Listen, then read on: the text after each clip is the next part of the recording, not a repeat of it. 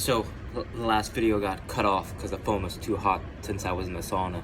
But where I was going with this is that with that Simon Sinek video is that you're gonna, if you start to shift your mindset to where what it means to you to be professional is that you have great relationships in your life and you're getting a little bit better every day, because as you get a little bit better, you can start to better help the people around you. I think that's a deeper and more fulfilling attitude towards being a soccer professional, because think about the coaches who inspire and lead players. Think about, teachers who help young kids grow. It's like in every profession you choose, you can elevate the role, right? Like, it's like, I just think that there are current soccer players, you've got players whose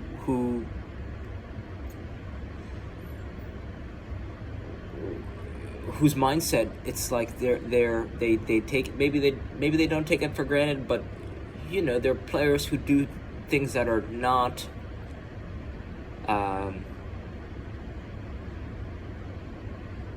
right, who commit murders, and they're players who commit terrible felonies, who are involved in things that you would think that a professional athlete wouldn't be involved in. But right, the whole point is that it took me 27 years to realize that I shouldn't have been focused on just getting paid money to play soccer, but that the true reflection of my life was the relationship with myself and how I treated everyone else around me, right? So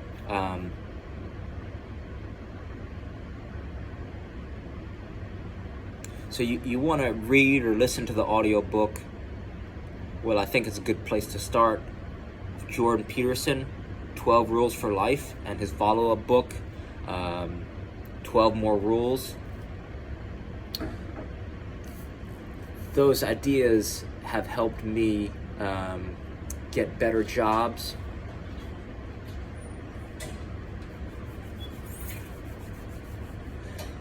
Those ideas have helped me become a better spouse. Some of those ideas have helped me just elevate my thinking in terms of what it means to be an effective communicator and an effective person within my community. And I think this is a book, as someone who loves to read or at least learn. If you like to read or learn, I can't recommend these two books enough, because they give you a good foundation for thinking about little ways to start to grow your life. Now let's talk about effortless tools that can take your prehab, right? How do you make it so that you're training smarter than everyone else you're competing with?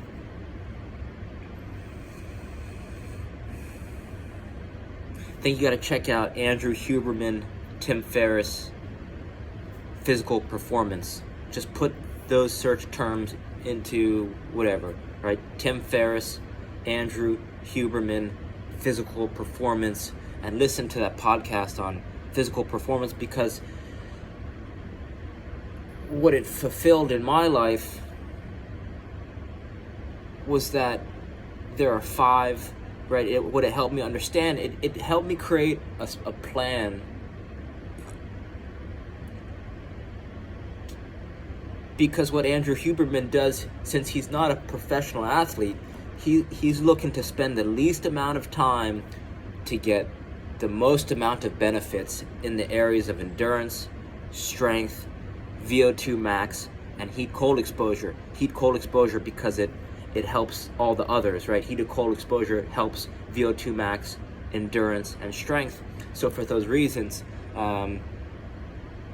since he's doing it in very tight time windows, you could start to compare your current schedule with his schedule and say, okay, well, I'm already playing 90-minute games, so now, right, like my endurance, I've checked the box for endurance, right? And maybe you have high intensity soccer practices, so you could say, okay, well, now my VO2 max is being covered. And then you could start to fill in the gaps and say, well, maybe I could spend a little bit of time doing some strength training every day. So now, so it basically, by listening to this podcast, you're going to start to be able to have the ability to think and formulate an ideal plan for your week, so that each week, if you're going to start to get much better, right? Because I never had that. I never could think about it. I didn't know what I was optimizing for. I didn't know how to measure in weeks my progress. And I didn't have a plan. The only plan that I started implementing was from a book called Huge in a Hurry. And that was by, I forget, but that just made me bulky and the opposite of agile, and I was lifting like a bodybuilder, claiming it was for soccer, and it led me to somewhere where I didn't want to go, right? So my plan was awful. It was an awful plan because it only thought about strength in the wrong way. So this is going to help you think about strength in the right way. Let's talk about a few more effortless things. There's this millionaire or multi-millionaire named Brian Johnson, and he spends more money on his body than LeBron James does, making sure that his body is performing optimally. So much so that he's won world records for the slowest aging person on Earth. So his biomarkers basically read, if you took his blood and you put it against his son's blood who's 18 years old, you can't tell them apart. And after spending a few hours listening to this guy's regimen, I've come to this conclusion. You don't need to be a multi-millionaire to treat your body like a millionaire, right? He's got some simple principles he uses. The first is, well, I'll just take him how I see him. You want to invest in, you don't have to, but I think you should consider investing in an eye mask, so you're getting complete darkness when you're sleeping. That'll cost you less than $10, maybe $12 for an eye mask, right? Because he talked about how he blacks out his rooms. That when he sleeps, it's complete darkness, and he doesn't hang out in the room that he sleeps in. It's just for sleep, right? So just wearing an eye mask and turning off all the lights, computer lights, cell phone light, right? You want to dark out your room, or at least wear an eye mask. That's number one. I think that'll help you get great sleep. Another thing that he does that I started doing just from what he was saying is that he wears sunblock. Right, I'm someone who considers himself a minimalist and who is, I was just adverse to sunblock because I felt that it could cause, the chemicals in the sunblock would lead to some type of long-term negative side effect. But he said that his kids have started wearing sunblock because of the tests they're doing. So just this little insight has caused me to start wearing sunblock. And if you think about the skin being the largest organ in the body, that something that seems very small can actually, just applying sunblock can help you prevent against, basically live a long and healthy life, right? That's number two, wear sunblock. Number 3, the thing that he mentioned was that he uses a water pick. Right? Me personally, I've had thousands and thousands of dollars of money spent on several cavities that could have been avoided if I had just started taking my dental hygiene seriously. And this may seem trivial, but they've shown that populations who brush and floss live tremendously longer than those who don't, right? It reduces inflammation, and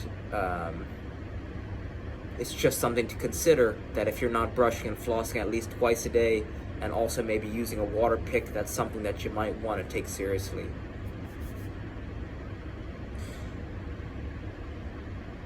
The next thing is that if you could start to use minimalist shoes. I currently own 2 pairs of shoes. Both of them are from the company xeroshoes.com, xeroshoes.com, right? And why this is so important is because the guy who invented Duolingo, he says that you should invest disproportionately in your bed and in your shoes because you're going to spend more time in those 2 places than anywhere else. And maybe you don't have couple thousand bucks to change your bed, but if you have between $50 and $60, you could invest in a pair of shoes that'll help make every single step that you take stronger, right? Every step you're going to get a little stronger instead of a little bit weaker, right? If you have a large sole in your shoe and you have shoes that constrict your foot's ability to expand with each step, then you're hindering your feet and your ankles' ability to get full range of motion. And in theory, that if you just switch your shoes, this is going to be an effortless way to help you prevent further damage to your ACL, right? You want to start to be you want to start to develop the strength in your toes and in your feet so that you can prevent full body injuries.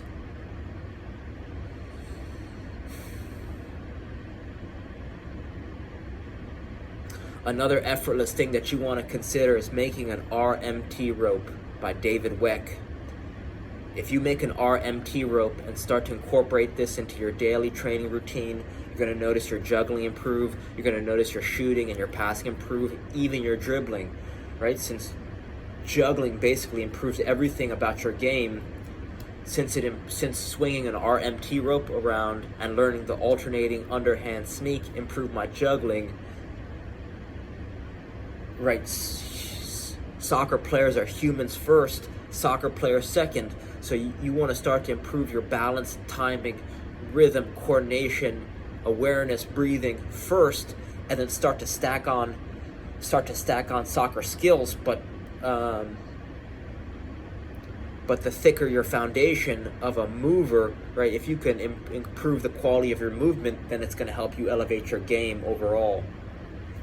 So just search how to make an RMT rope as a first step, or if you got a little bit of cash, well, I think it's important to make one yourself, because then you have you have an attachment to it in a good way. Could be a bad way, but basically you want to start to understand how and why using an RMT rope is important and the benefits of doing it, because this is going to elevate, this is going to make you a better sprinter, it's going to improve your running technique. The benefits are just are unreal, right? This is one of the things that has made me a better soccer player 10 years out from college, right? Just learning how to do the alternating underhand sneak with an RMT rope. The final thing I'll leave you with is that you want to learn how to breathe, right? This is something that I wished I learned years ago. This is something that Chinese and Russian schools teach their young athletes as young as 5 years old. They teach them relaxation techniques, and this is something that I think our school systems don't teach, is deep relaxation. So search How to Breathe by Dr. Vranich, Vranich. And this one little tweak is going to help you become a belly breather. They say all babies are belly breathers. They say all animals in the animal kingdom are belly breathers. Right? You can go 3 days without almost 3 days without food and water. You could go 3 hours in an unhospitable environment, and you could go 3 minutes without holding your breath. You do it thousands of times a day, and yet most people, they do it incorrectly. So just watching this video will transform your life. I think breathing is the #1 skill to learn for all soccer players, right? Because Dr. Vranish says that 2 players of each equal skill, the one with better endurance is going to win every time. So I know I threw a lot at you at once. You don't have to take immediate action on all these, but whatever most resonated with you, hearing it, take immediate action on that one thing, and then come back to the rest and see if there's any truth to it, right? Because you got to test all the things I'm saying. If none of this stuff I'm saying is true, you got to test it for yourself to see,